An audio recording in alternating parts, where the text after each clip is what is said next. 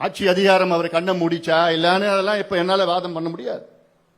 ஒரு முதலமைச்சராக நீங்க இருக்கிறீங்க, உங்க கூட இருக்கிறவங்க நல்ல அமைச்சர்களா நீ நியமனம் செஞ்சிருக்கணும். சேகர் பாபு மாதிரி இப்ப ஒரு அமைச்சர் வச்சுக்கிட்டு நீங்க என்ன பண்ணிருப்பீங்க?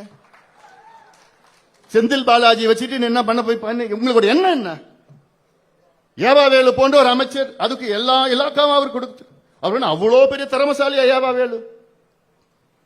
அவர் எந்தெந்த கட்சியில வந்தார் போனாரு. அவருக்கு எல்லா இலாக்கா என்ன உங்களோட நோக்கம் என்ன? காசு பணம். அதுக்காக தமிழ்நாடு மக்கள் உங்க தேர்வு பண்ணியிருந்தாங்க.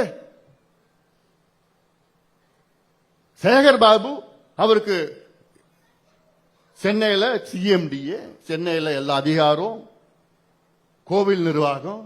சேகர் பாபுக்கும் கோவிலுக்கும் நிறைய சம்பந்தம் இருக்கு. அவ்வளவு ஆணவம். இன்னைக்கு ஸ்டாலின் அவர்கள் கொளத்தூர்ல தோத்ததுக்கு காரணமே சேகர் பாபு தான். சென்னையில இவங்க தோத்ததுக்கு காரணமே சேகர் பாபு தான். அவருடைய அணுகுமுறை, அவருடைய பேச்சு, அவரு சரி அது அவங்க கட்சி பிரச்சனை. அப்படியே இப்படியே இருங்க, நல்லாவே இருங்க.